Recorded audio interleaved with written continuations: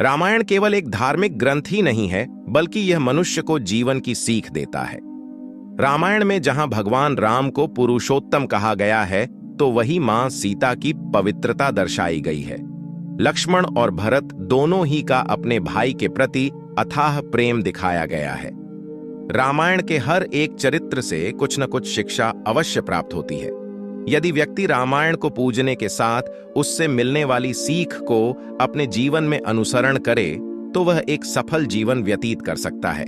रामायण की कुछ ऐसी ही महत्वपूर्ण बातें हैं जिनमें जीवन का सार छिपा है। तो चलिए जानते हैं रामायण से मिलने वाली सीख के कुछ अंश धैर्य और गंभीर बने।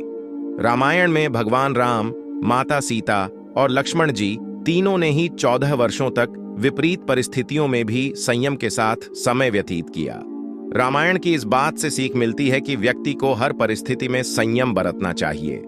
जो व्यक्ति सुख एवं दुख में संयम और धैर्य बनाए रखता है, वह विषम परिस्थितियों से लड़कर अपने लक्ष्य को प्राप्त कर सकता है। परिवार में एकता बनाए रखें। जब प्रभु श्री राम को वनवास दिया गया, तो उनके भाई लक्ष्मण सभी सुखों का त्याग करके उनके साथ वन को गए और अपने भ्राता श्री एवं भाभी को माता समान मानते हुए उनकी सेवा में 14 वर्ष व्यतीत किए। तो वहीं भरत ने भगवान राम की खड़ाऊ को सिंहासन पर रखकर उनको शासक मानते हुए राजकाज संभाला। इससे सीख मिलती है कि परिवार में सदैव एकता रखनी चाहिए। भाई यदि भाई के साथ हो, तो विषम परिस्थितियों को भी आसानी से पार किया जा सकता है।